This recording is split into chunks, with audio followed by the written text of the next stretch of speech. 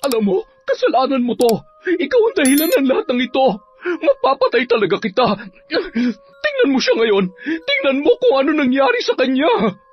Ate, aray ko. Wala akong ginawa masama. Bitiwan mo ako. Tama na. Alam ko kung anong totoo, kaya wag na wag mo akong sisisihin sa nangyari kay nanay. Dahil sa ating dalawa, ikaw ang may kasalanan. Wala ka na bang ibang alam gawin kundi isisisakin ang lahat? Napapraning ka na. Nagtitimpi lang ako sa'yo pero sa pagkakataong ito, hindi ko nahahiyaan pa nasaktan mo ako. Humanda ka sa akin, babae ka. Sa pagkakataong ito, sisiguruhin ko na hindi ka na makakaligtas. Kailangan mo na rin manahimik sa ilalim ng hukay. Sa una't huling pagkakataon, tatapusin ko ang buhay mo at hindi na kita bibigyan ng pagkakataon na makalapit sa albularyong tumulong sa'yo. Marga, tama na. Ano bang ginagawa mo? Hindi ka pa ba nadadala? Hindi ba't namatay na ang nanay mo dahil dyan? Gusto mo na rin ba mamatay? Gusto mo ba? Taon 2019, Quezon. Bandang 3:00 ng hapon. Masyadong mainit ang panahon, kaya naman tagaktak ang pawis ni Aliza sa pag-aayos ng kanyang mga paninda sa mesa. Matapos ihanda ang mga ibebenta niya online, ay nagmamadali siyang sinet up ang kanyang mga gamit, ang kanyang ring light at ang kanyang cellphone. Habang nasa trabaho ang kanyang asawa ay yun naman ang kanyang pinagkakaabalahan. 3 taon na rin silang kasal ni Jiro at hindi pa rin binibiyayaan ng anak. Nang minsang magdalang tao si Aliza ay nakunan naman yon. Dahil sa kasagsagan ng pandemic ay siniguro niyang kikita pa rin siya at hindi lamang aasa sa sahod ng kanyang asawang pulis. Nagsusustento rin kasi si Jiro sa magulang at mga kapatid, kahit may kanya-kanya na silang pamilya. Kapitbahay lamang nila ang nag-iisang kapatid na babae ni Jiro na si Marga. May 3 anak at wala namang regular na trabaho ang asawa nito. Bukod doon, lulong pa yun sa sugal at madalas din na umuuwi ng lasing. Pinagtatakpan lamang ni Marga ang problema niya sa kanyang asawa. Ayaw na ayaw niyang may nasasabing hindi maganda ang mga tao sa kanya, lalong-lalo na ang nanay dulor niya.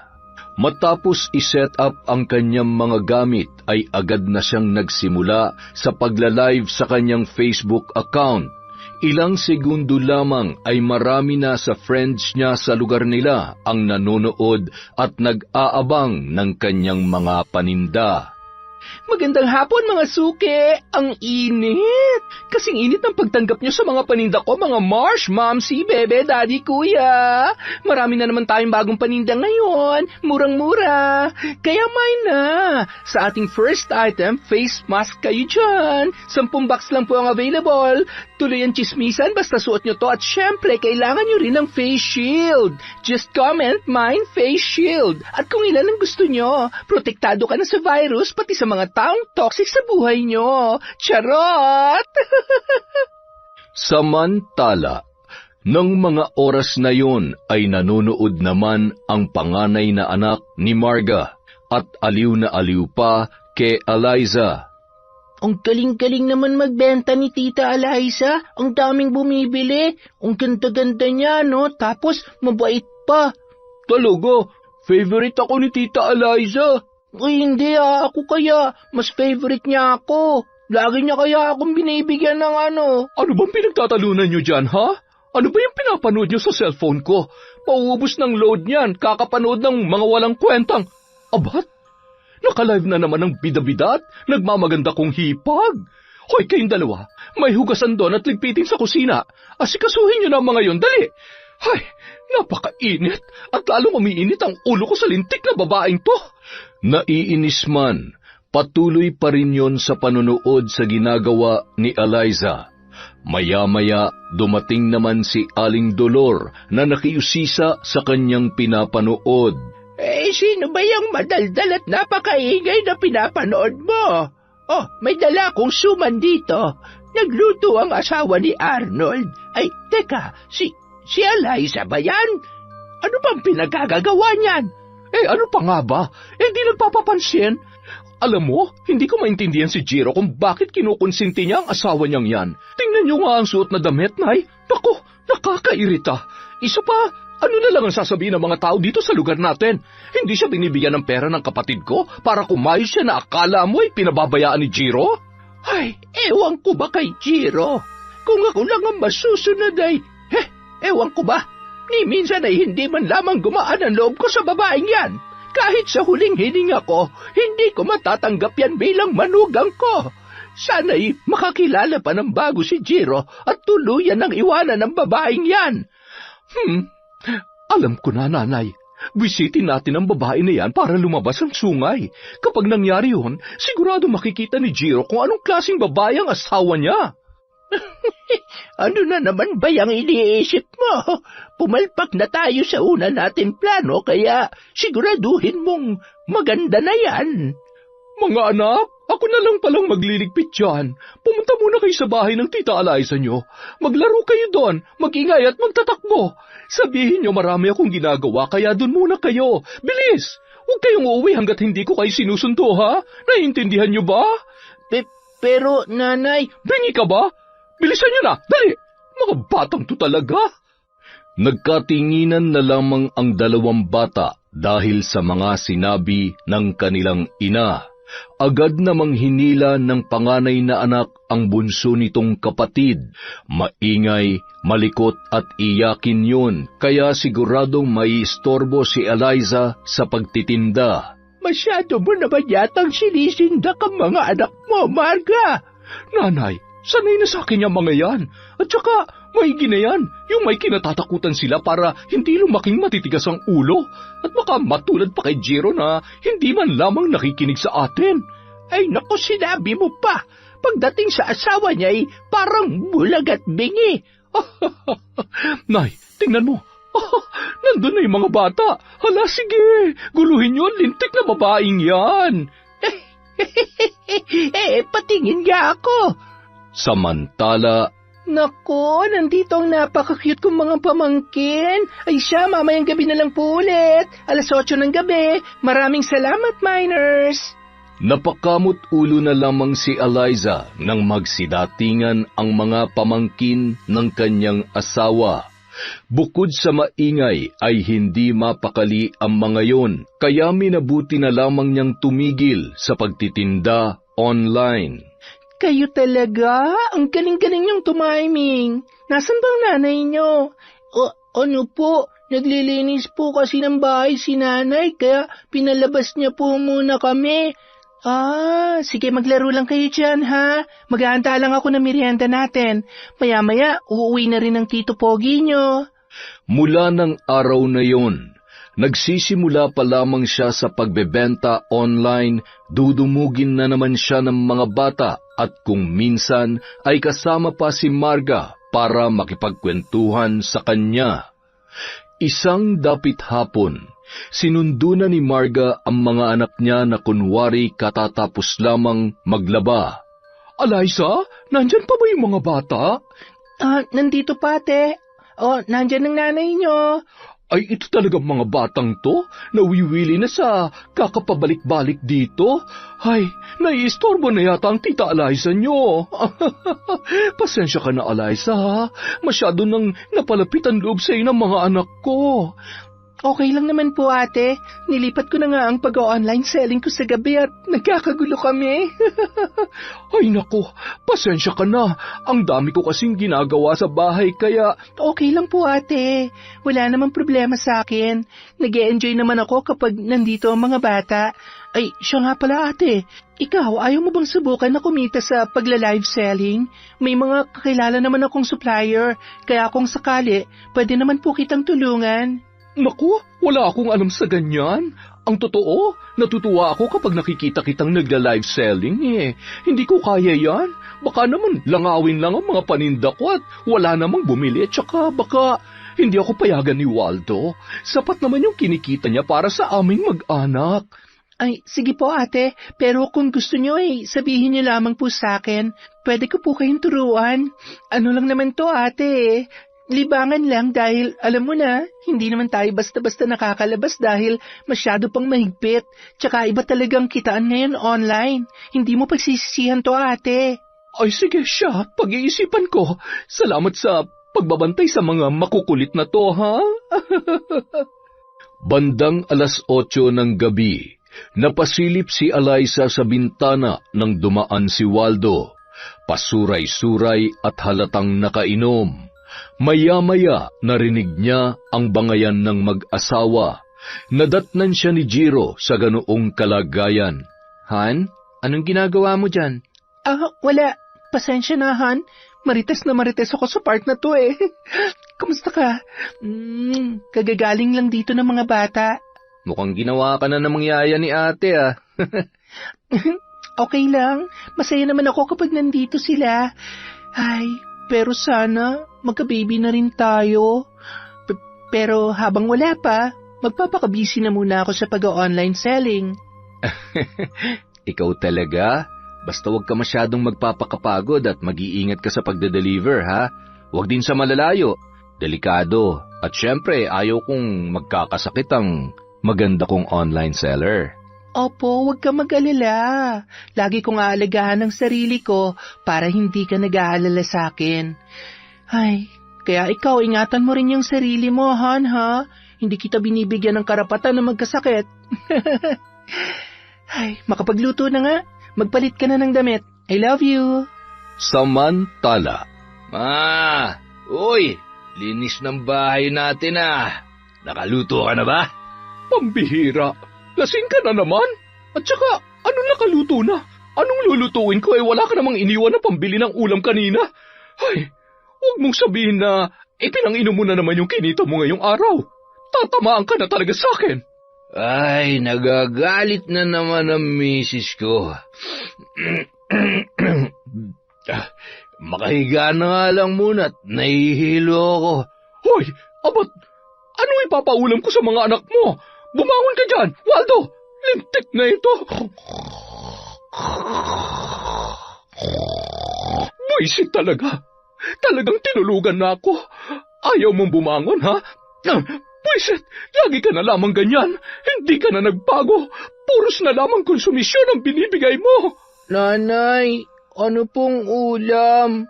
Nagugutom na po kami. Isa ka pa! Pumasok muna kayo dun sa kwarto! Hindi kayo lalabas hanggat hindi ko kayo tinatawag. Naintindihan nyo? Ay, ang kukulit. Manang-mana kayo sa lintik na Waldong to. Umanda ka talaga sa akin pagkising mo. Ubus na ang pasensya ko sa iyong lintik ka. hinablot na lamang ni Marga ang kanyang pitaka. Nagsuot ng face mask bago lumabas ng bahay para pumunta sa malapit na tindahan. Naiirita habang sinisilip at binibilang ang mga baryang laman ng kanyang pitaka. Anong mabibili ko dito? Ay, bahala na nga. Habang naglalakad, eksakto namang lumabas ng pinto si Jiro. Ate, saan ka pupunta? At bakit parang hindi maipintay ang mukha mo? May problema ba? Wala. Ano ka ba naman? Okay lang naman ako. Nag-aalala lang ako sa Kuya Waldo mo. Siguro napagod sa trabaho kaya umuwi ng masama ang pakiramdam. Ayun, hindi makabangon dahil sa masakit ang katawan. Ay, kung kailan naman kailangan ko ng pera, tsaka naman siya nagkasakit. Ganun ba? Heto, pwede na ba yan?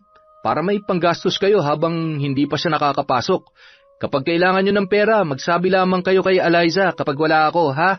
Ay naku, wag na. Nakakahiya naman kay Eliza. Sige na ate, tanggapin mo na. Sigurado ka ba? Sige, ikaw ang bahala. Masyado ka mapilit eh. Lagi ka mag-iingat sa trabaho mo, Jiro, ha? Agad namang pumasok ng bahay si Jiro matapos nilang mag-usap ng kanyang ate Marga at tumuloy na rin yon sa tindahan. Pagdating sa tindahan ay mayabang niyang inilabas sa pitaka ang 5,000 ibinigay sa kanya ni Jiro. Pabili nga ng itlog at sardinas. Ay, nagsasawa na kasi sa karne ang mga anak ko eh. Ito raw ang gusto nilang ulamin ngayon. Namimiss na raw nila. Ay, ang dami mo namang pera, Marga. Ay syempre, ganito talaga kapag maswerte sa mister. Masipag at responsableng asawa ko, kaya naman ang problema ko lang ay kung anong iuulam nila. Ang hirap maging ina. Ayaw ko naman ng paulit-ulit na lang ang ulam at manawa ng mga bata, lalong-lalo na si Waldo. Ay nako, kaya pala hindi kumukupas yung ganda mo dahil maswerte ka sa asawa mo. Swerte kayo magkakapatid sa napangasawa, lalo na yung si Jiro. Maganda na, ay napakasipag pa. Ako'y laging napapamain kapag nag-online selling siya. Ganun ba? Ay mabuti naman. Ganyan talaga kapag hindi nakukontento sa binibigay ng asawa. Kayod ng kayod na akala mo'y may malaking pangangailangan. Akin na kaya binili ko at yung sukli. Pakisamahan mo na rin ng konting bilis. Samantala, habang nagluluto sa kusina si Eliza, ay agad niya namang tinanong ang asawa na tumulong na rin sa paghuhugas ng mga ginamit niya sa pagluluto. Si Ate Marga ba yung kausap mo kanina? Oo, naawa nga ako eh. Bakit? Mukhang problemado nung dumaan kanina. May sakit daw si Kuya Waldo, kaya ayun, hindi makabangon. Baka rin ang kaso at wag naman sanang madali ng COVID na yan. Ganon? May sakit? Seryoso? Bakit, Han? Kasi kanina, nakita ko pa siya na pasuray-suray, kaya naabutan mo ako nakasilip dun sa bintana. Iniisip ko nga kung bakit lasing eh. Bawal naman ngayon ang inuman dahil nga sa virus. Pero baka namalikmata lang ako at baka kaya ganun yung lakad niya dahil masama nga ang pakiramdam. Pero para talagang nakainom eh. Ay, bahala na nga. Makapaghain na nga lang. Maya-maya mag-online selling ulit ako. Aba, talaga namang seryosong-seryoso ka na dyan, ha? Baka naman ikayaman na natin yan. Di mabuti. Alam mo, Han, marami rin naman tayong natutulungan dahil hindi na nila kailangan lumabas pa para bumili. Isa pa, murang-mura lang ang mga paninda ko. At yung kinita ko rito, pwede nating itulong kung may nangangailangan. At saka, sa ganitong panahon, dapat may naitatabi talaga tayo. Isa pa, gusto ko makatulong sa pag-iipon natin para sa pag-aaral ng mga magiging anak natin. Mga?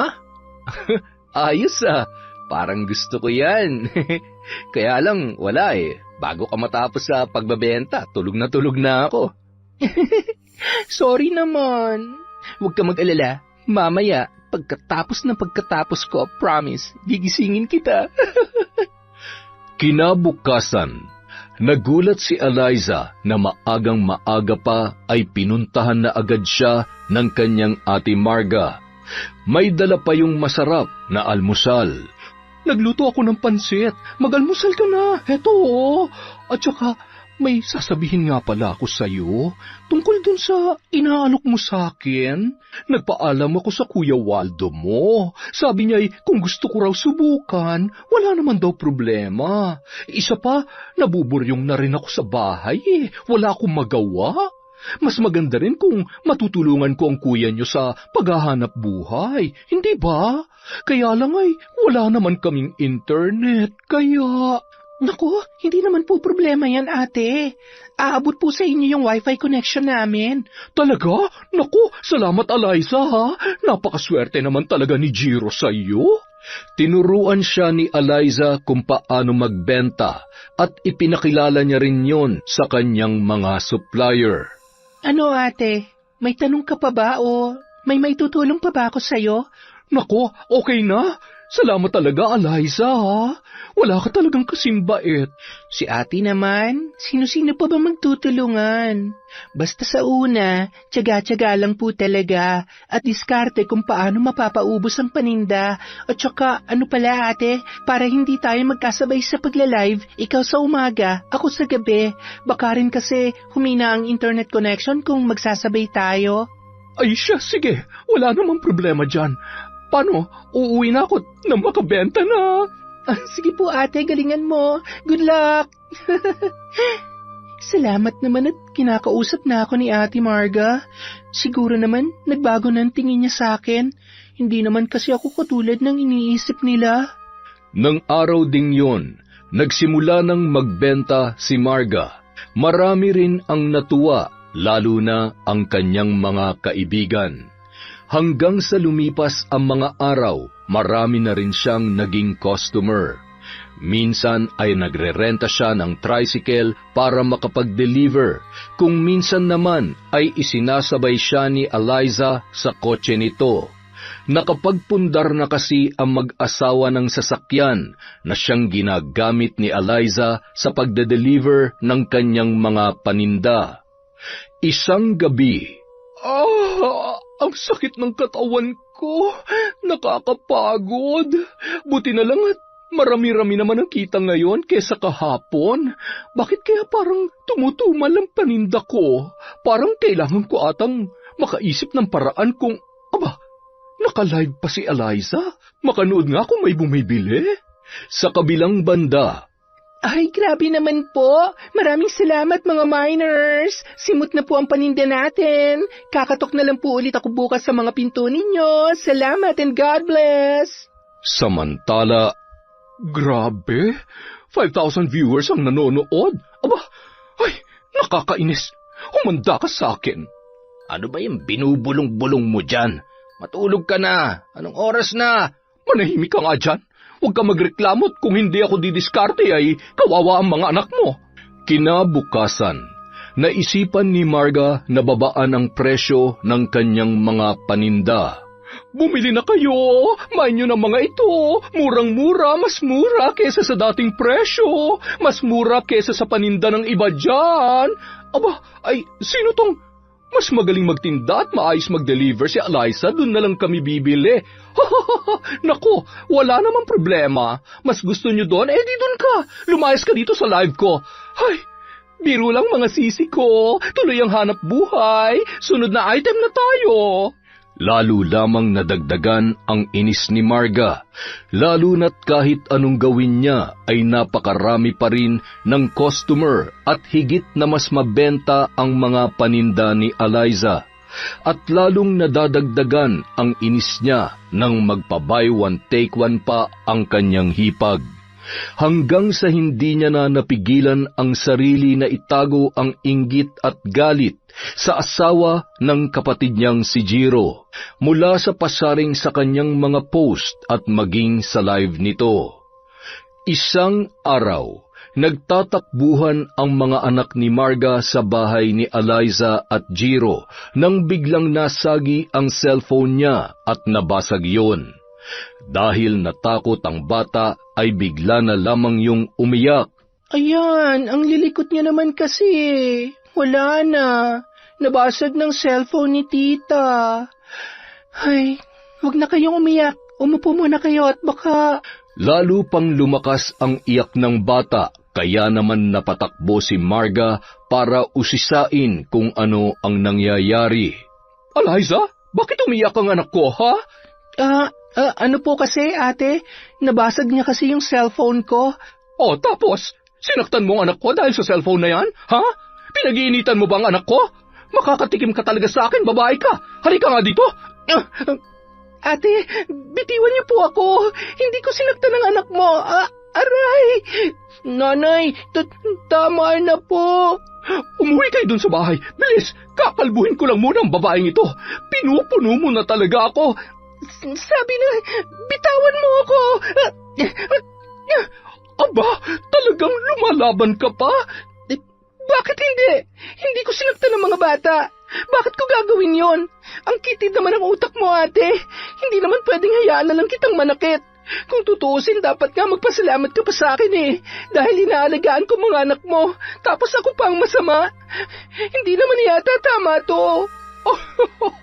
Huwag ka na magpalusot pa. Alam kong naiinis ka na sa akin kasi may kakumpetensya ka na. Makasarili ka. Alam ko naman na inis ka na sa akin. Kaya kung ano-ano na lamang ang pinagagagawa mo para makabenta ka at mapunta sa iyo lahat ng customer ko. Hindi totoo yan. Ni minsan hindi ko naisip yan. Bakit ba ganyan na lamang ang galit niyo sa akin?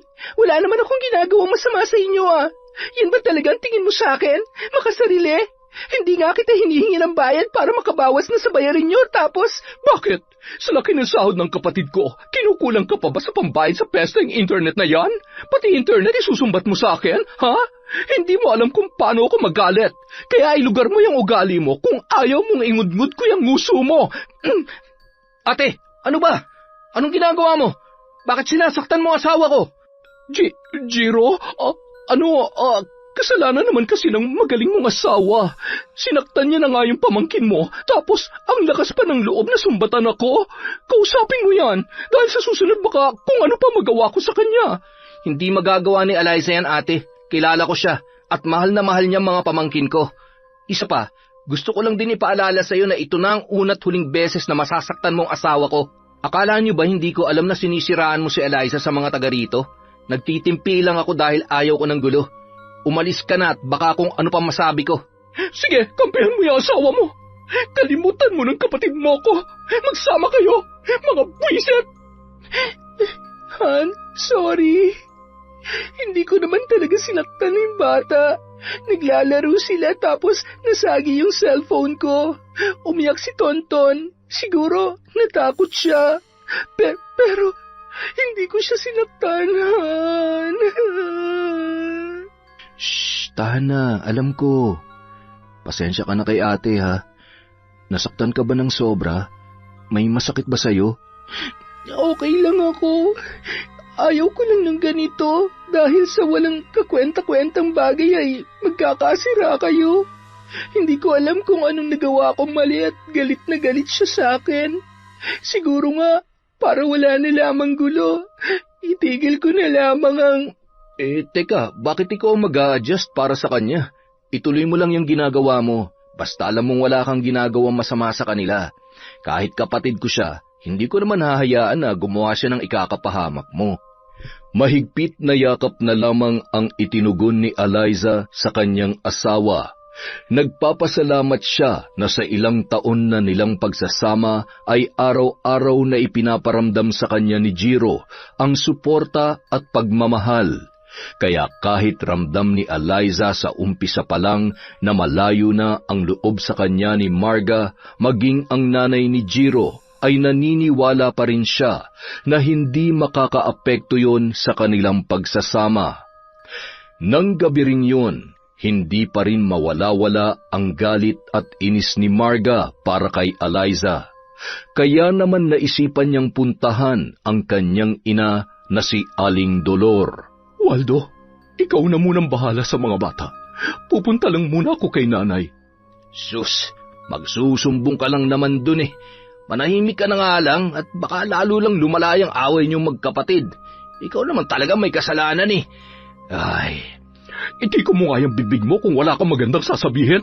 Hindi ko kailangan ng opinyon mo. Pakainin mo yung mga anak mo. Huwag mo nang dagdagan pa ang init ng ulo ko. Ay. Tinahak niya ang madilim na kalsada kahit na may kalayuan yon mula sa kanilang bahay. Nang makarating ay sarado na ang kabahayan. Natitiyak niyang tulog na ang matanda. Nay! Nay! Buksan niyo tong pinto! Nay! Marga? Anak, ikaw ba yan? Sandali lamang. Ano ba't kung kailan gabing-gabi na at saka ka naman pumunta dito? Ano ba ang problema mo? Nay, nag-away kami ni Jiro dahil sa lintik niyang asawa. Nakakainis, Nay. Gustong-gusto ko siyang saktan. Alam mo yun? Kung hindi lang talaga dumating si Jiro, nakalbo ko na sana ang babaeng yun eh. Ano na naman bang ginawa ng babaeng yun sa'yo? Ay, wag mong sabihin na kinampihan na naman siya ni Jiro. Malamang. Alam mo naman yun. Daig pa nagayuma. Kung anong sabihin sa kanya ni Eliza, yun na lang din ang pinaniniwalaan niya. Ay, wag ka na mamroblema. Hayaan mo't kakausapin ko ang kapatid mo. Hindi yan ang gusto kong mangyari, Nay. Isa pa, hindi naman siya makikinig sa iyo eh. Nagalit nga siya sa akin kanina. Parang hindi niya ako kapatid. Ano ang gusto mong gawin natin? Nanay, alam mo kung anong gusto ko. Kung nagawa mong barangin siya noon, pwede mo pa rin namang gawin yun ngayon. Nay, papayag ka ba na api-apihin na lamang ako ng babaeng yun? Kung ayaw niyo pwede niyo naman akong turuan. Ay, oo na. Gagawin ko na. Ano bang gusto mong gawin ko dun sa malditang babaeng yon? Takutin niyo. Gumawa kayo ng paraan para hindi na siya makapag-inarte pa. Gusto kong lagyan mo siya ng mga kati-kati para hindi na mainganyong bumili ang mga customer niya. Sino ba naman ang bibili sa babaeng maraming sugat sa katawan? Sige na. Ako na ang bahala. Pambihira. Baka mamaya ay ako pang mabalikan ng gagawin kong ito. Alam mo naman ang nangyari nung huli kong ginamit ang kaalaman kong ito. Hindi mo ba naaalala ang nangyari sa tatay mo? Nay, hindi yun. Sadya namang may sakit talaga si tatay. Yun ang dahilan ng pagkamatay niya, hindi ang pambabarang mo. Anak, hindi mo kasi naiintindihan. Ay, Nay, kung ayaw niyo sabihin niyo na lang. Hindi yung ang dami-dami niyo pampalusot. Uuwi na nga lang ako. Marga, sandali. Ay, masyado ka namang matampuhin. Sige na, gagawin ko na. Huwag ka na magtampo-tampo dyan. Ako nang bahala sa kanya. Salamat, nanay. Sige po, uuwi na ako. Hindi na ako makapaghintay na maparusahan ang babae na yun. Lintik siya sa buhay ko. Sige na, umuwi ka na't gabi na. Nako, asikasuhin mo na ang mga apo ko. Nakangising umalis si Marga na parabang nabunutan ng tinik ng mga oras na yon. Nang makarating sa bahay ay patapos nang kumain ang kanyang asawa at mga anak. Oh, wala nang ulam? Malay ba namin kung uuwi ka na? Akala ko doon ka na makikihapunan kay Nanay Dolor eh. Ay, anong iuulam ko ngayon? Pambihira naman. O ano, ako pa magliligpit niyan? Ako pa bang paghuhugasin mo ng mga pinagkainan ninyo? Eto na, huhugasan ko na. Ay, lagi na lamang mainit ang ulo mo. Ano pagbubukas ba kita ng sardinas? Gusto mo ba? Ay, ako na. Maghugas ka na lang dyan at baka... Ay, nakakairita. Ay, huwag ka na magalit. Magtatrabaho na ulit ako. Ay, wag! Magpakasarap ka lamang sa paghilata. Ay, tulungan mo na lamang ako sa pagde-deliver ng mga paninda ko. Baka sakaling matuwa pa ako sa'yo. Nakakapagod na. Nakakapagod ng pagtakpan ko yung katamaran at pagiging lasenggo mo. Samantala, habang hinahalungkat ni Aling Dolor ang kaban kung saan doon nakatago ang mga kagamitan sa pambabarang na minana niya pa sa mga magulang niya, ay nag-aalangan naman siya sa kanyang plano. Gayunpaman, nasisiguro niyang magagalit si Marga sa oras na hindi niya sundin ang kagustuhan noon. Bagamat nag-iisang babae, si Marga talaga ang paborito niyang anak sa lahat. Sinimulan ni Aling Dolor sa pagsindi ng kandila. Hinipan niya ang may katamtamang laki ng itim na aklat. Napakarami kasing alikabok. Gayon din ang isa pang kahon na naglalaman ng iba't ibang garapon. Mayroon ding isang bagay na nakahulmang tao. Kulay puti yun, ngunit mababakas sa itsura nito ang kalumaan at may mga ilang parte na animoy warak na. Kapansin-pansin din ang isang bilog na bagay kung saan nakatusok ang iba't ibang karayom. May mga botelya rin na naglalaman ng iba't ibang orasyon, mga likido na kinargahan ng mga orasyon na maaaring gamitin upang linlangin, lasunin, paglaruan o manipulahin ang isang biktima.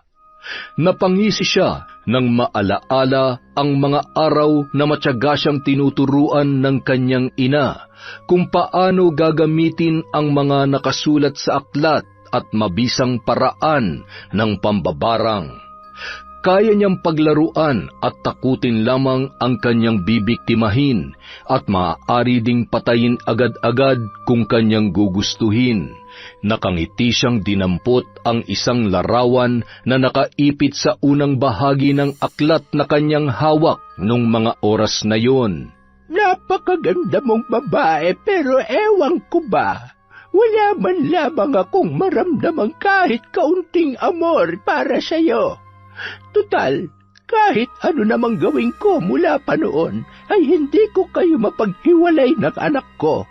Di sige, sa pangalawang pagkakataon, dito ko na lamang idadaan ang pagkayamot ko sa'yo. Isa pa, ayaw na ayaw ko sa lahat ay ang madedehado si Marga. Dahil sa'yo, lalo lamang napapalayo ang loob sa amin ni Jiro. Kung dati nagawa kong ilaglag ang batang nasa sinapupunan mo, ngayong gabi naman, hindi kita patutulugin.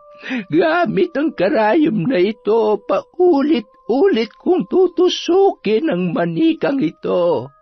Maninikip ang dibdib mo na parang sinasakal at nalulunod. At bukas makalawa, ikakalat kong kati-kati at sugat sa buo mong katawan na Liza. Pandidirihan at katatakutan ka, pati na rin ng sarili mong asawa.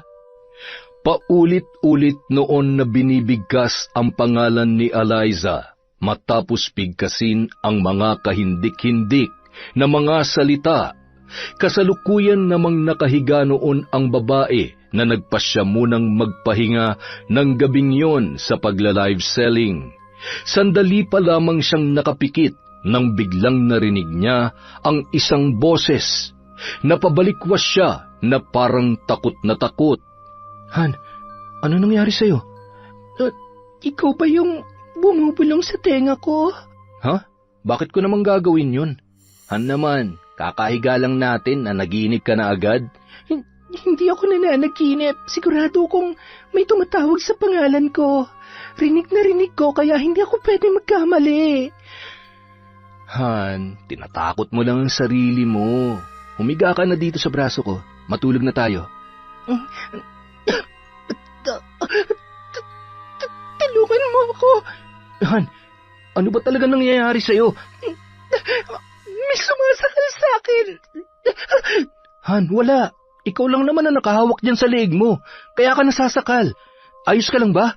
Sigurado ka bang hindi ka nabago kanina? Hindi ako nabago. Bakit pa ayaw mo maniwala sa akin? Hindi ako nagbibiro at lalong hindi ako nagsisinungaling. May tumatawag sa akin. May sumasakal sa... Aray, ang kati-kati, ang likod ko.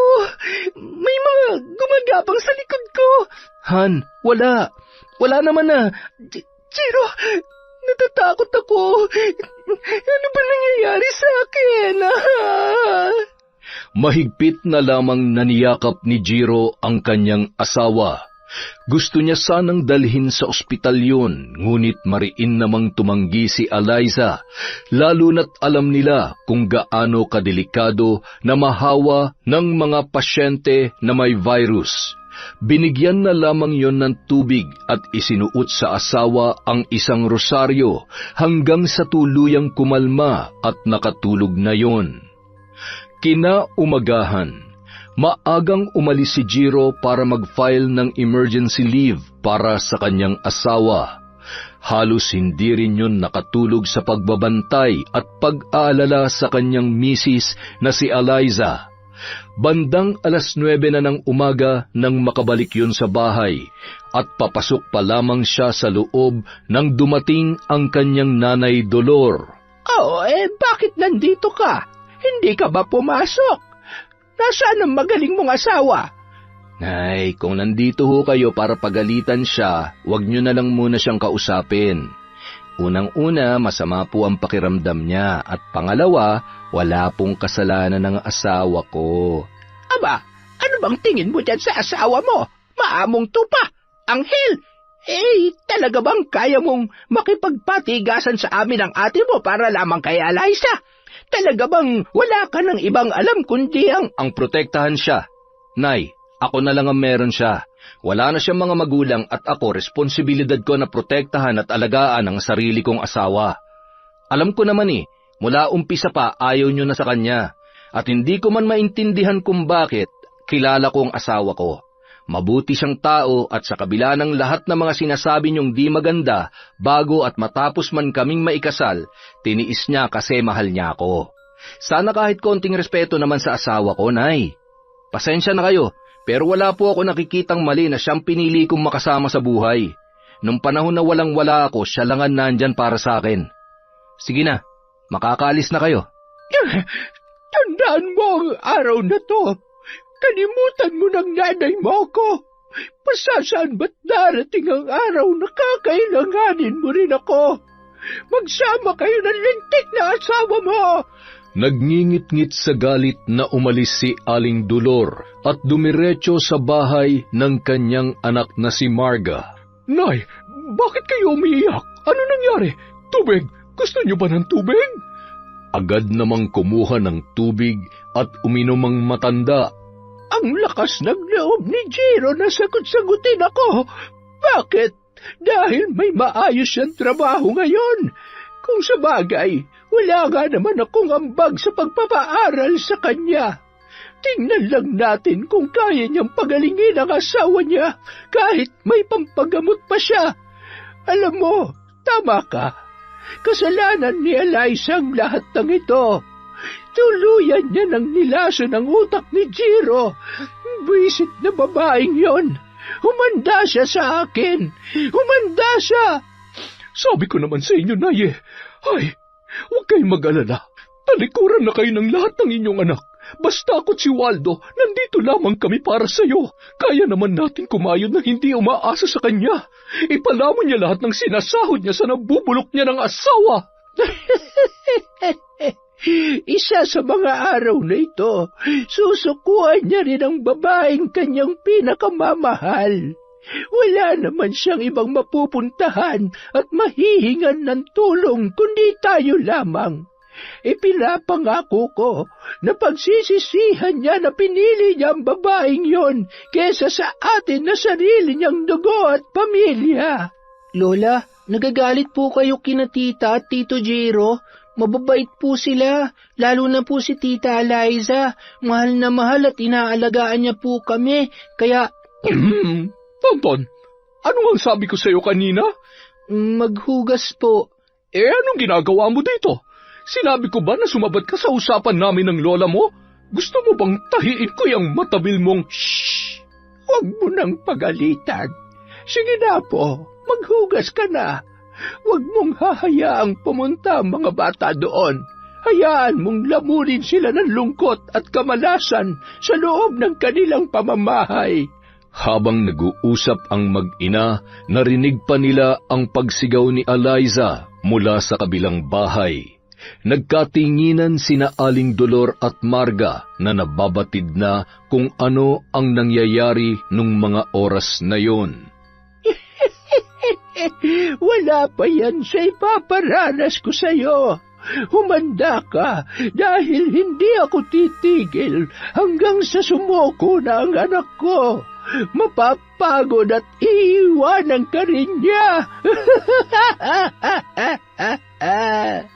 Sa kabilang banda, nang marinig ni Jiro ang sigaw ng kanyang asawa mula sa kusina ay nagmamadalinong pinuntahan si Eliza sa kwarto nito. Ang sakit!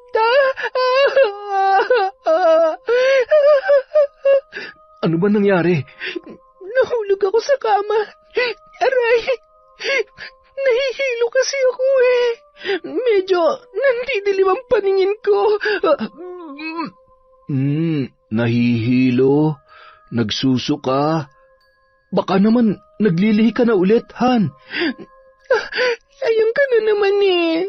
Tapos mamaya biglang wala na naman. Huwag ka nga, Han. Masyado kang excited kaya tuloy. Han, okay lang yun. Huwag mong isipin na pinapressure kita, ha? Magkaanak man tayo o hindi, mahal na mahal pa rin kita. Siya nga pala, nakatulog ka ba ng maayos? Sobrang sama pa rin ba ng pakiramdam mo? Salamat, Han. Nakatulog naman ako kahit papano dahil binantayan at inalagaan mo ko. Hindi ko talaga alam ang gagawin ko kung wala ka. Sorry ha. Natakot lang talaga ako kagabi. Hindi ko rin kasi alam kung bakit nangyayari yan sa akin. Napapraning na yata ako. Ay, hindi bale. Lalabanan ko tong nararamdaman ko. Mawawala din to. Baka kailangan ko lang talagang magpahinga o baka yung katawan ko hindi lang talaga sanay na walang ginagawa. Kaya mamaya susubukan ko na ulit mag-online selling. makikilogin na lang muna ako sa cellphone mo, ha? Sayang naman ang mga sabon ko dyan. Pinag-aagawan at patok na patok pa naman yon. Sigurado ka? Opo, huwag kang mag-alala. O siya, sige. Basta ako na lang munang bahala sa mga gawaing bahay. Ikaw naman munang aasikasuhin at aalagaan ko. Magluluto muna ako ng pagkain natin. Ha? Pakis nga muna sa nahihilo kong misis. Napakaganda naman talaga kahit wala pang ligo at hindi pa nagsusuklay. Nambola ka pa. Sige na po, magluto ka na. At nagugutom na yata ako kaya ako nahihilo eh. Buong araw ay maayos at maganda naman ang pakiramdam ni Eliza. Ngunit may mangilan-ngilan ng pantal sa kanyang likod at hindi niya naman gaanong pinansin yun, lalo na't hindi naman nangangati nung mga oras na yun. Bandang 8:00 ng gabi, nakatapos ng maghapunan ang mag-asawa, tinulungan pa siya ni Jiro sa pagse-set up ng kanyang mga gagamitin at pag-aayos ng online niyang sabon at iba pang pampaganda. Hello mga mahal kong suki, miners! Namiss niyo ako, no? Mine na ba kayo? Ay, ano ba yan? Ay, sorry, nasamig lang po. Teka lang po, ha? Han, bakit parang... Itigil mo nga muna yan? Oh, ayan. Aray, ayan na naman. May mga gumagapang na naman. Ang kate. Alcohol. Iabot mo sa akin ng alcohol, please. Nataranta na naman tuloy si Jiro nung mga oras na yon na hindi malaman kung paano tutulungan at pakakalmahin ang asawa.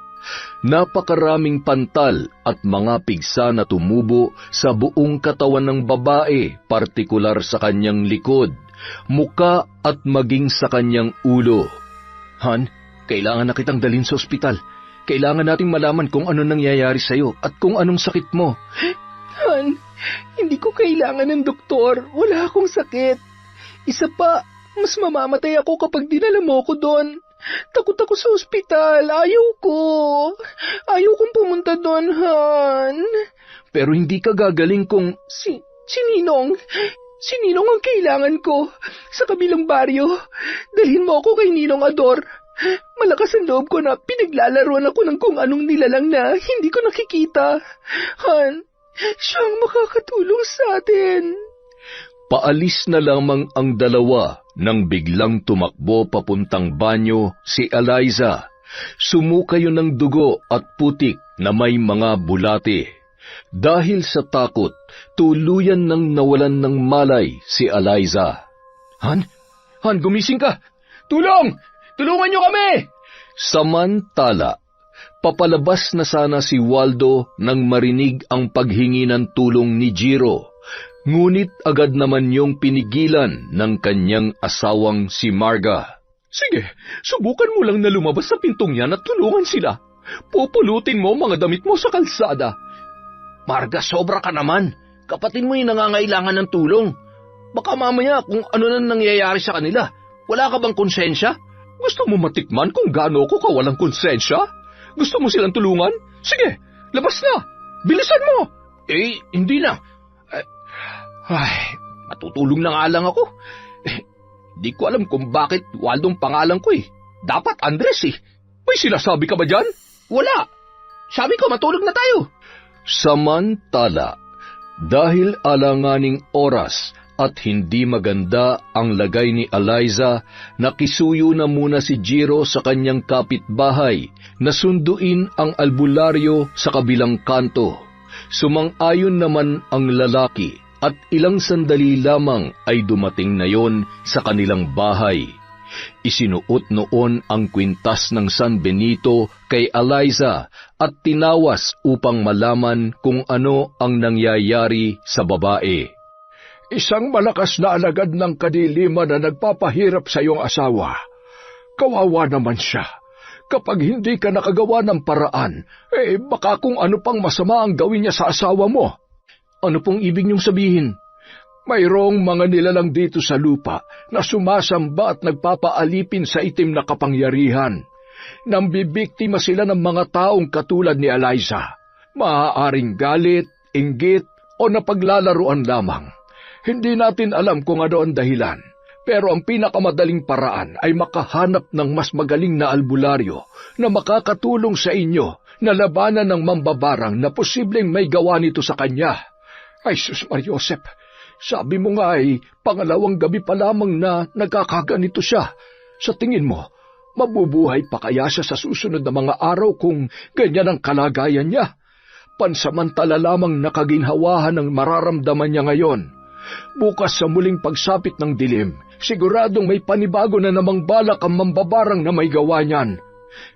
Napakabait ho ng asawa ko, at saka wala naman siyang kaaway. Sigurado ka? Baka naman karibal.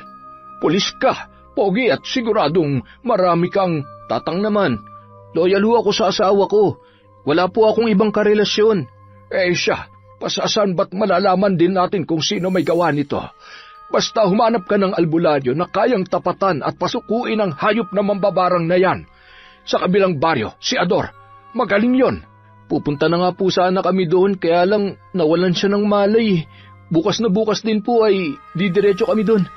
Natatakot po ako at hindi ko po kakayanin kung may mangyayaring masama sa asawa ko. Huwag ka mag-alala. Maawain ng Diyos. Hindi niya pababayaan ang asawa mo. Kinabukasan, habang nagwawalis sa labas ng bahay, napansin ni Marga ang papaalis na sina Jiro at Eliza. Dahan-dahan na naglalakad papunta sa sasakyan nila at nakatungo ang ulo ni Eliza sa balikat ng kanyang asawa.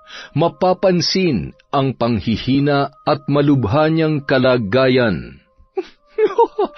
Kadiri, mukha na siya nabubulok ngayon. Buti nga sa'yo. Sigurado, dadalhin niya yan sa ospital. Sa hina ng katawan niya, matutuluyan yan kapag dinapuan pa ng virus. Bye-bye, Eliza. Rest in peace. Habang nagwawalis, ay bigla namang dumating si Aling Dolor sa bahay ni Marga at masayang-masaya naman niyang nadatnan ang kanyang anak. Mukhang ang saya-saya mo yata, anak. Oo naman, Nay.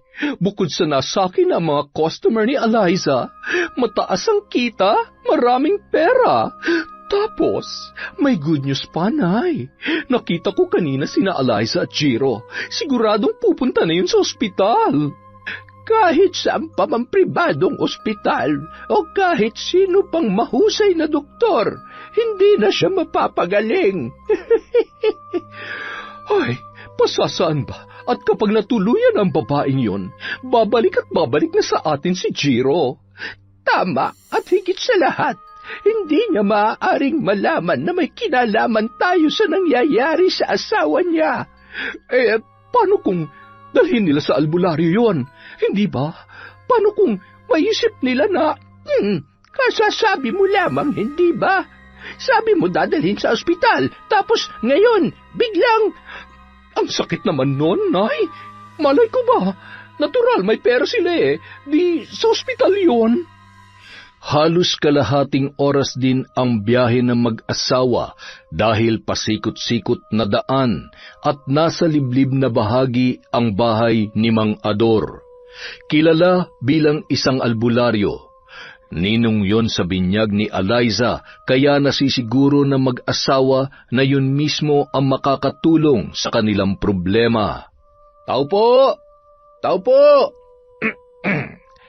May mga bisita yata ako Sandali lang. Ninong? Eliza, anak, ikaw ba yan? Ano nangyari sa'yo? Mano po, Ninong? Ako nga po ito.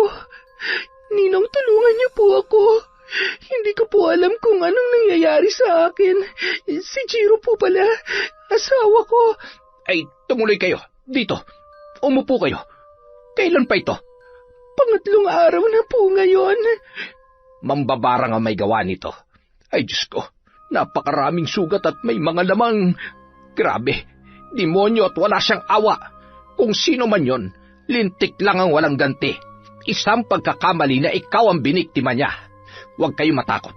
Kayang-kaya kong pagalingin si Eliza at higit sa lahat, ibabalik ko doble at triple sa mambabarang na yon ang ginawa niya sa'yo, pati na rin sa may masamang loob na may pakananan lahat ng ito.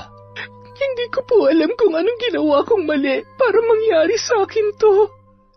Wala naman po akong sinasagasaang tao, pero bakit? Ganun talaga. Kung minsan, gumawa ka man ng tama sa mata ng mga taong may lihim na galit sa'yo, wala silang ibang makikita kundi ang pagkakamali mo. Kung minsan naman, may mga taong sadyang makitid ang utak at nagpapatalo sa inggit sa kanilang puso.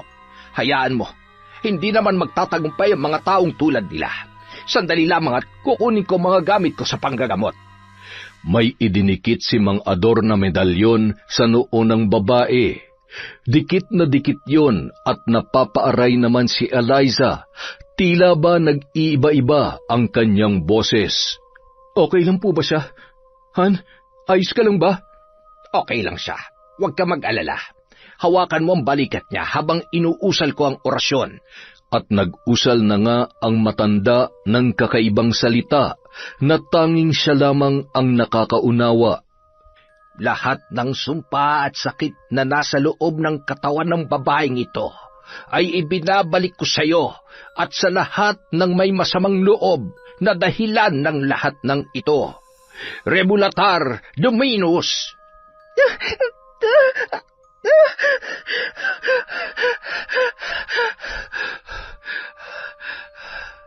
Inumin mo ito, Eliza. Ito ang magbibigay sa iyo ng kagalingan at sa pagkawala ng sumpa na nakakabit sa iyo, unti-unting manghihina ang may kagagawan nito. Magdasal tayo ng Ama namin, Ave Maria at sumasampalataya. Sabayan mo kami, Jiro, bilang tanda ng ating pananampalataya sa Diyos. Pagkatapos nito, kailangan natin siyang paliguan gamit ang mga dahon na tuluyang magtatanggal ng sumpa sa kanyang katawan. Samantala,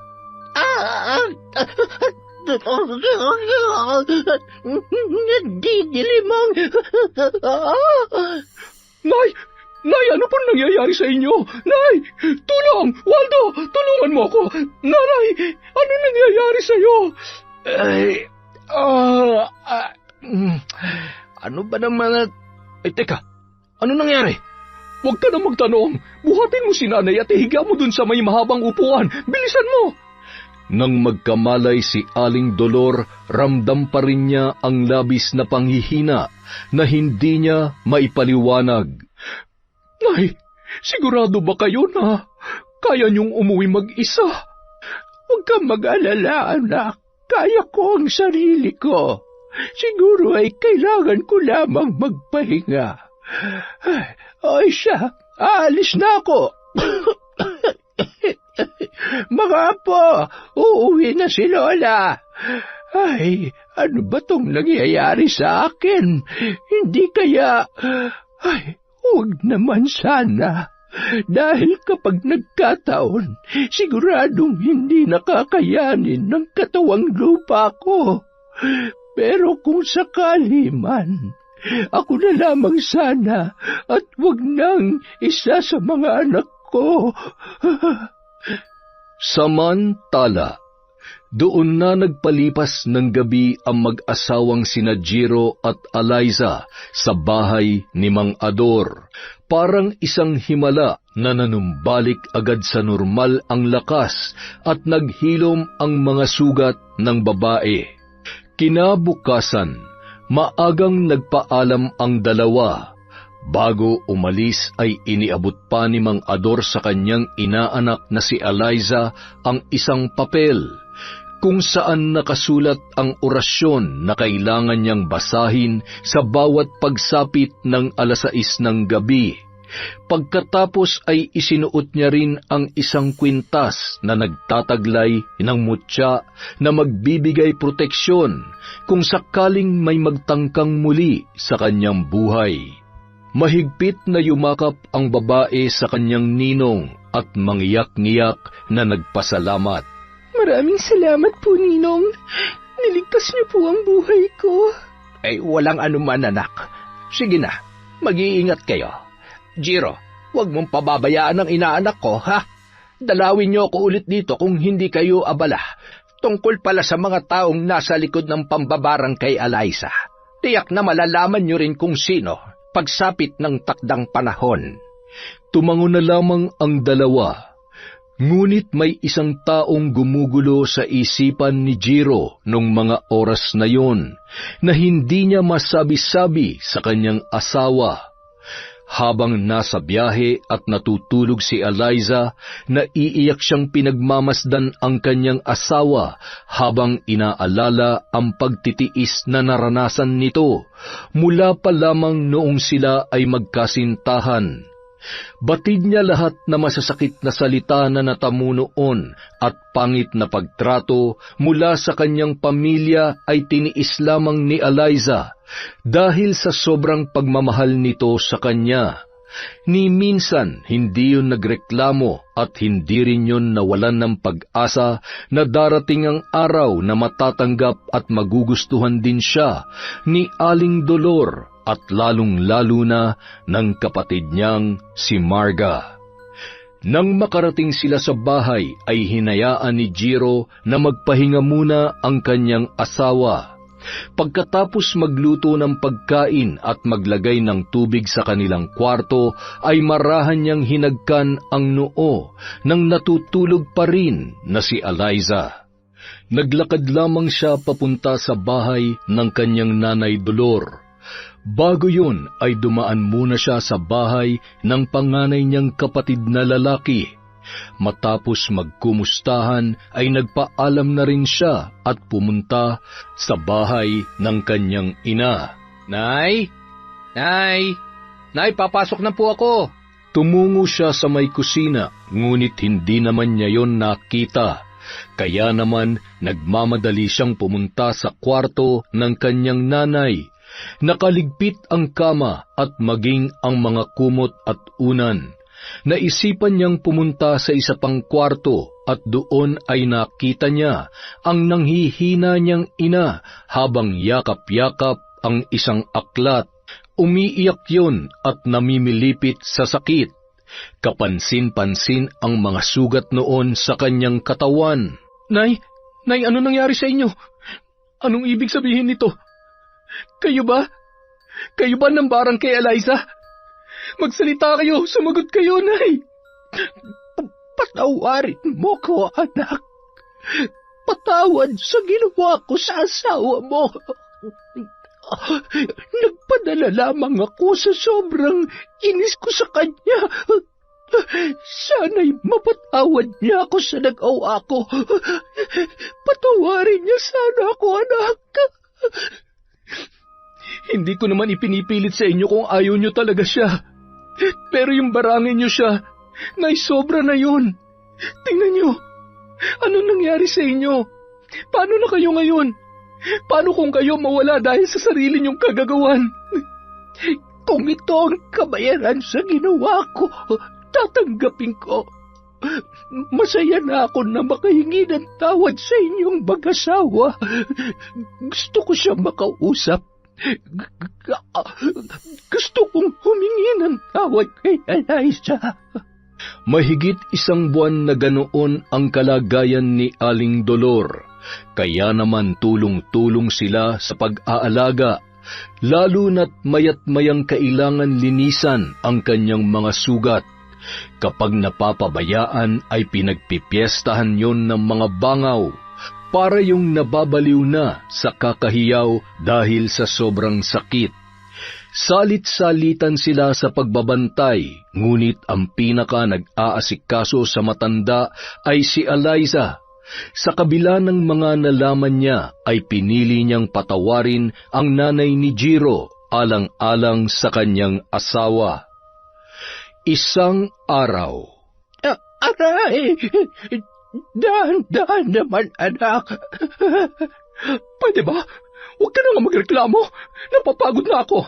Napabayaan ko na negosyo ko dahil sa kakabantay ko sa'yo. At saka, nakakadiri na. Kapag naiisip ko yung sugat niyo, kapag kumakain ako, hindi ako. Ay, nandidiri ako at nasusuka. Hanggang kailan niyo ba kami pahihirapan? Alam niyo, mas mabuti pang mamatay na lamang ako. Yun ba? Yun ba ang gusto mong sabihin? Hindi mo ba alam na dahil sa'yo, dahil sinunod ko ang kagustuhan mo, kung meron man dapat isang tao na nakukonsensya at dapat magmalasakit, ikaw yon. Nay, ate, ano nangyayari dito? Ate Marga, bakit umiiyak si nanay? Isipin mo na kung anong gusto mong isipin. Sige, magsumbong ka sa magaling mong asawa na sinasaktan kayo ng nanay niyo. Para lubos na. Total, pare-pareho naman kayo. Lahat kayo ang tingin sa akin, demonyo. Magsama-sama kayo. Aligaan mo yung mag-isa mo. Uuwi na ako at hindi na ako babalik dito. Marga! Marga! Eliza, anak, patawarin mo sana ako. Nay! Nay! Ate Marga, si nanay! Nay! Nagtakbuhan ang dalawang magkapatid at ang mga asawa nito nang marinig ang malakas na hiyaw ni Eliza at Marga. Malapit lamang kasi ang bahay ng mga yon sa tinitirhan ng matanda. Alam mo, kasalanan mo ito. Ikaw ang dahilan ng lahat ng ito. Mapapatay talaga kita. Tingnan mo siya ngayon. Tingnan mo kung ano nangyari sa kanya. Ate, aray ko. Wala akong ginawang masama. Bitiwan mo ako. Tama na. Alam ko kung anong totoo, kaya wag mo akong sisihin sa nangyari kay nanay. Dahil sa ating dalawa, ikaw ang may kasalanan. Wala ka nang ibang alam kundi isisi sa akin ang lahat. Napapraning ka na. Nagtitimpi lang ako sa'yo pero sa pagkakataong ito, hindi ko nahayaan pa nasaktan mo ako. Inawat naman ng mga kapatid nito ang dalawa dahil nagkakasakitan na at siya namang dating ni Jiro. Nay, ano nangyari? Nay! Nay! Ang mabuti pa, ikaw na magsabi sa kanila kung ano ba talaga nangyari. Sabihin mo! Buwisit ka! Sana ikaw na lang ang tuluyan nagkasakit at namatay. Sana ikaw na lang. Magkampihan kayong lahat, mga buwisit! Naging emosyonal si Eliza ng araw na yun. Matapos maisaayos ang burol ni Aling Dolor, ay nagpaalam muna siya sa kanyang asawa na magpapalipas ng sama ng loob at para makaiwas kay Marga. Alam ko na malungkot ka sa nangyari kay nanay. Bilang respeto sa burol niya, ako na lamang muna ang iiwas. Tsaka, naguguluhan din ako. Kailangan ko lang din munang huminga sa mga nangyayari. Babalik din ako agad. Kailangan ko lang munang mag-isip-isip at ipahinga tong nararamdaman ko. Baka kasi hindi na ako makapagpigil kapag nagkainitan ulit kami ni ate. Sa halip na sagutin ang sinabi ni Eliza, mahigpit na yakap na lamang ang itinugon niya sa kanyang asawa. Naiintindihan niya ang nararamdaman nito, kaya naman kinaumagahan, inihatid niya yon sa bahay ng ninong ador niya. Ninong, dito na lang po muna ako sa inyo. Pasensya na, wala po kasi akong ibang mapupuntahan eh. Ganito pala ang pakiramdam ng wala ng mga magulang. Ang hirap, mula nang mawala sila, kay Jiro na lang umikot ang buhay ko. Kaya kahit anong pagtrato sa akin ng nanay dati at ni Ate Marga, tinitiis ko. Ayaw ko kasing mawala sa akin si Jiro, at saka mahal po niya ako. Hindi naman ako pinababayaan ni Jiro.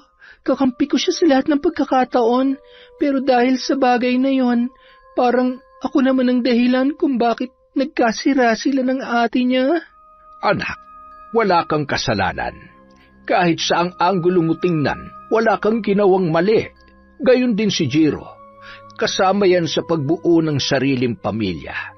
Mula nang ikasal kayo, ikaw na ang prioridad niya. Responsibilidad ka niya. Lalo na't alam niya na wala ka namang ginagawang mali. Ginawa lang ni Jiro kung ano ang tama. Yun nangyari sa nanay niya at dun sa malditang Margarita na yun. Huwag kang nakikinig sa mga sinasabi nun. Hindi mo kasalanan kung ipinanganak siyang makitid ang utak. Ay, isa pa, ganun kasi siyang pinalaki ng nanay Dolor niya. Maling pagmamahal at pagpapalaki sa anak. Ay, alam mo, Ninong, kung anong masakit.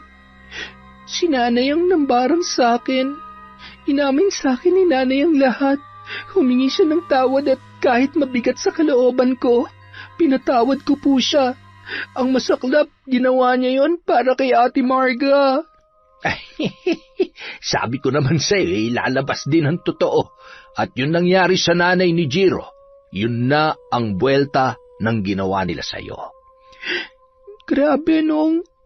Kung nandiri ako sa sarili ko nung nagpagamot ako sa inyo, mas malala po yung kinanay.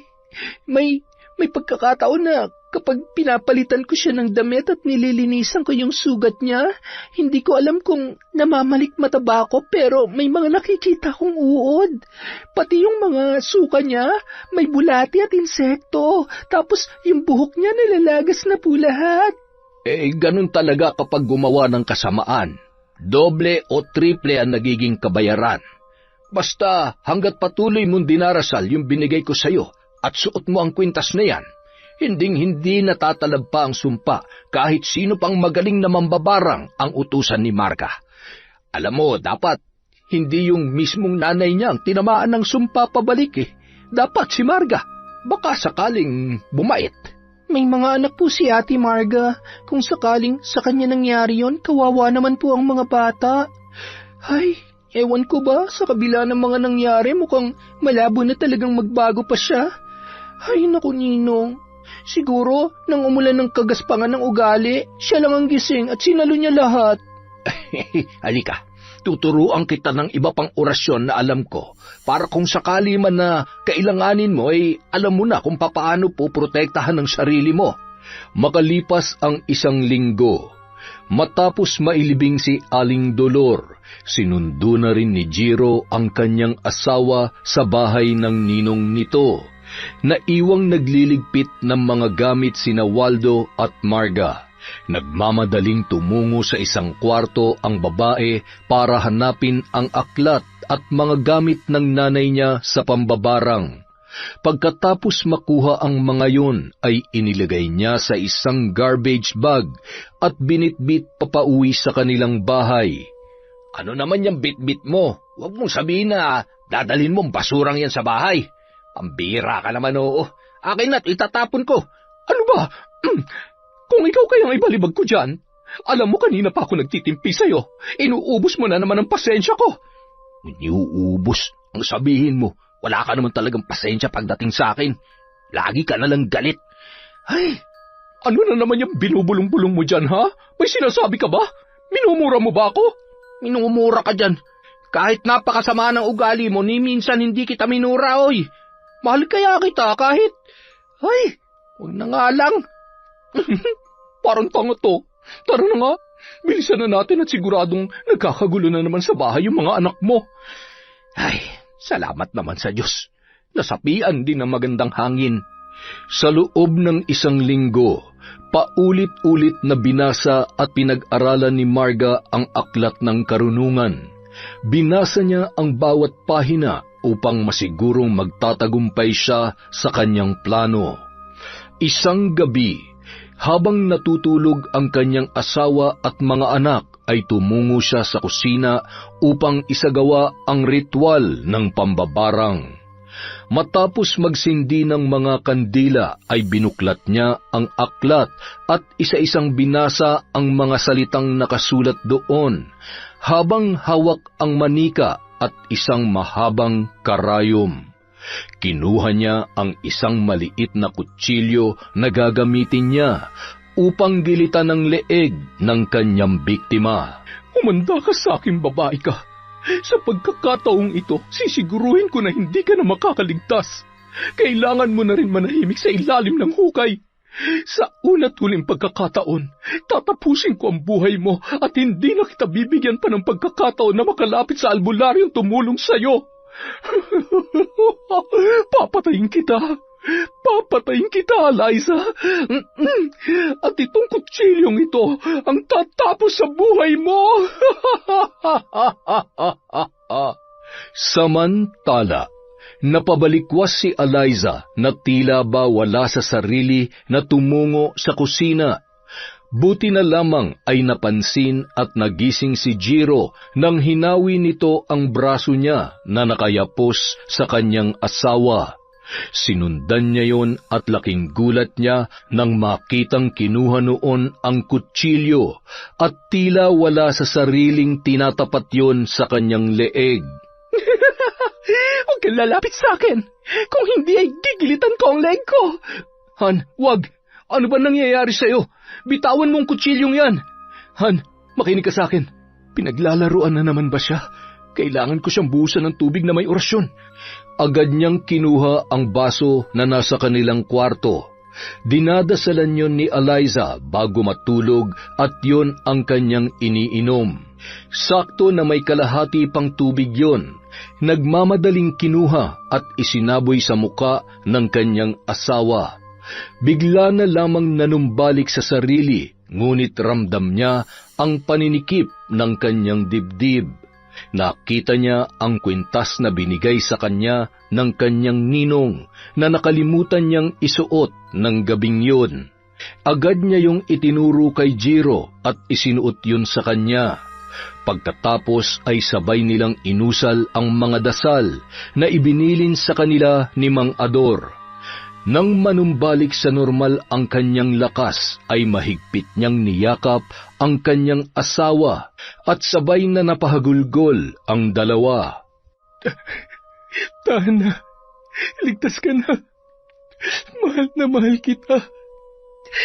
Bakit nangyayari sa akin to? May nambabarang na naman ba sa akin? Mula ngayon kahit ano mangyari, wag na wag mong huhubarin ang kwintas mo. Naintindihan mo? Pinapakaba mo ko eh. Sobrang nag-alala ako sa iyo. Samantala, Hindi pwede to. Dapat mamatay siya. Dapat mamatay ka na. Marga, tama na. Ano bang ginagawa mo? Mambabarang ka? Babarangin mo na naman si Eliza? Hindi ka pa ba nadadala? Hindi ba't namatay na nanay mo dahil dyan? Gusto mo na rin ba mamatay? Gusto mo ba? Pwede ba? Huwag mo akong sinisigawan. Wala kang alam. Bobo ka. Kaya kung wala kang magandang sasabihin, manahimik ka. Huwag mo akong pakikialaman kung ayaw mong ikaw ang barangin ko. Hindi ko lubos akalain na aabot ka sa ganyan. Tanggap ko naman kung ganyang kababa ang tingin mo sa akin. Pero yung kasamaan mo, yung ginagawa mo, hindi na makatao yan. Nababaliw ka na. Narinig mo ako? Nababaliw ka na. Hindi ako ang baliw. Hindi ako baliw. Bahala ka sa buhay mo. Ang dapat sa'yo mabuhay mag-isa dahil walang magtatagal dyan sa ugali mo. Wala ka ng ibang inisip kundi ang sarili mo. Ngayon, mabuhay ka mag-isa mo. Iiwan ka na namin ng mga anak mo. Sige, umalis ka at isama mo yung mga anak mo. Wala akong pakialam dahil mga pabigat lang kayo sa buhay ko. Ang yabang mo. Tingnan ko lang kung hindi mamatay sa gutom yung mga anak mo. Oo, lasenggero ako at tarantado. Pero kaya ko magbago at pinipilit kong kumayod para sa mga anak ko.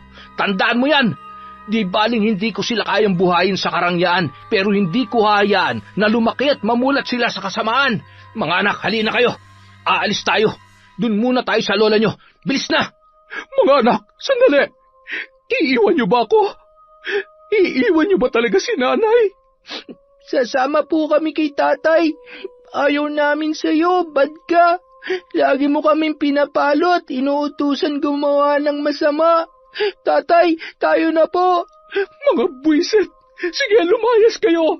Hindi ko kayo kailangan.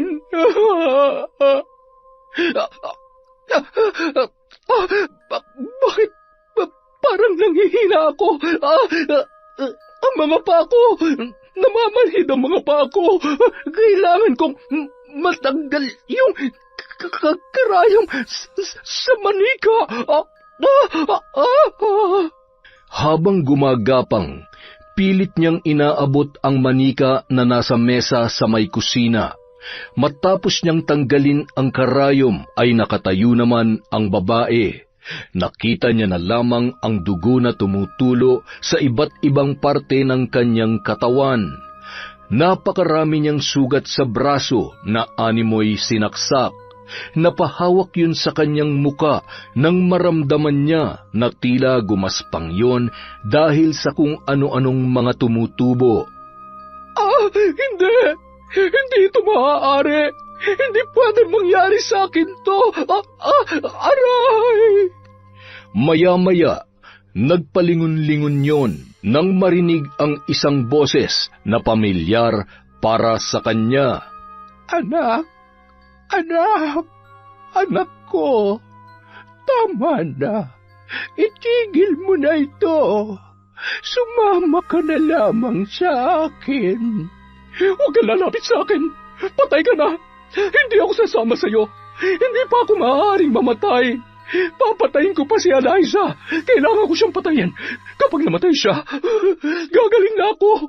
Wala na akong kakumpetensya! Tapos si Jiro, tutulungan niya na ulit ako kasi wala na siyang asawa! Yung mga anak ko, siya na magpapaaral! Tapos yung asawa ko, Nay, makakahanap na siya ng magandang trabaho! Yayaman na ako, Nanay! Shh! Mga anak, huwag kayong maingay! Doon kayo maglaro sa kwarto! Kausap ko ang lola niyo! Kinaumagahan, nagising si Jiro at Eliza sa lakas ng sigaw ni Marga. Bit-bit ang kanyang mga paninda at nakasuot ng mahabang damit na napakaganda. May dala rin yung itak. Eliza! Lumabas ka dyan! Papatayin kitang babae ka! Lumabas ka, sabi! Yung mga anak ko, tinago mo na naman! Kinuha mo ng kapatid ko, pati anak ko, ninakaw mo rin! Inggitera ka! Mas maganda ako sa'yo! Mas marami na akong customer ngayon! Han, anong nangyayari kay ate? Bakit nagkakaganyan siya? Ang dami niya sugat na parang... Siya nga! Hindi kaya ginamit niya yung aklat ni nanay para barangin ako? Ay, Diyos ko! Ano ba naman at kailangan pang umabot sa ganito? Yung mga bata, baka mapahamak yung mga bata. Hindi tayo maaaring lumabas. Mukhang tuluyan ng nasiraan ng bait si ate. Kailangan niya ng medikal na atensyon. Mukhang naapektuhan ng pag-iisip niya. Ay, sandali lang. May tatawagan lang ako para masundo siya. Habang may kausap si Jiro sa cellphone, ay tumawag naman kay Eliza si Waldo para ipaalam ang nangyari. Dinala sa mental hospital si Marga. Pagkatapos ay bumalik naman sa bahay nila si Waldo at ang mga bata. Ipinagpatuloy ni Eliza ang online selling para matulungan ang mga anak ni Marga at Waldo. Siya na ang nagde-deliver ng mga order at buwanan siyang sinasahuran ni Eliza para makaipon. Madalas din nung binibisita ang kanyang asawa. Sa kasamaang palad ay hindi na yon nakakakilala pa. Sino ka? Baliw ka, no? Ikaw talaga, hanggang ngayon talaga namang. Oo na, kahit ginaganyan mo ko, mahal na mahal pa rin kita at baliw na baliw pa rin ako sa'yo. Ay, sana gumaling ka na. Alam mo, hinahanap ka na ng mga bata. Malalaki na sila at nasa maayos ng kalagayan. Magpagaling ka na, ha? Wala akong sakit. Ikaw magpagaling. Inom ka ng gamot. Patulog ka doon. Baka mamaya magwala ka na naman. Tingnan mo yun, oh. Ikukulong ka nila doon. Wala ka. Dahil sa mga nangyari, sina Eliza at Jiro na ang naging pangalawang magulang ng mga bata, ang nag-aalaga at nagpapaaral sa mga yon. Makalipas ang 2 taon. Oh, yung mga baon nyo, ilalagay ko na dito sa bag nyo, ha? Mag-aaral na mabuti at huwag makukulit. Kiss muna sa tita. Ang pabango naman. Pag-uwi, amoy araw. Naku. O, sakay na kayo sa sasakyan. Dahan-dahan at baka may madapa, ha? Ang laki na ng mga anak natin, ha? Oo nga eh, nakakatuwa. Ilang taon pa, makikipagsabayan na rin tong baby natin sa tiyan ko. Sumisipa-sipa na nga eh, oh. Gusto na rin yata mag-aral. Salamat, Han, ha? Salamat sa pagmamahal mo sa pamilya ko. At lalong-lalo na sa akin. Mahal na mahal kita. Eliza. Mahal na mahal din kita, Jiro. Yon! Napakaganda na naman ng kwento natin. At dahil dyan, meron na naman tayong shout out! Simulan natin kay Michito from Yokohama, Japan. Hi din po kay Dina Mansera. Hi din kay Janine Mamon. Hello kay Jenny Baywo, kay Niempa May at kay Niza Rose. Hi kay Aldrich Ags, kay Ria Estander from Dores Estander. Hi kay Ryan Alba at Loreto Lagahino from Elidia Bobes. Hello po kay Mel Santarita, kay Josephine Delmo. Shout out sa Chong, Viñas, Fajardo, Atisado at Mirabel family from RV Chong. Hi kay Shobe TV from Capiz. Hi kay Sherlyn Gumanzing from Muscat, Oman. Kay Agnes at Edgardo Fontanilla from San Pablo City. Kay Siren Carmen from Masbate. Hi sa Galedo family from Cabuyao, Laguna. Hi po kay Marites Nalika. Kay Chloe Dia from Cavite. Kay Phoebe K from Qatar. Sa Cuando, Mirasol at Ismo family. Hi po kay Virginia Belay. Kay Quilo Agustin, Shirley Agustin from Zamboanga City. Kay Alma Naong. Kay Alfredo Alona. Kay I'm Merlin from California, USA. Kay Lagawasang Xiao TV. Hello po kay Jude Soriano. Kay Alicia Cantoria from Masbate. Hi kay Lent TV from Saudi Arabia. Kay Kurt Mina. Hi sa mga taga Polomolok, South Cotabato from Bobby D. Masoba. Kay Inday Kulot from Saudi. Hi po kay Jerry Fulgencio. Kay Eda Hamil from Lanao del Sur. At syempre, sa inyong lahat, maraming salamat po mula sa Kwentong Enteng.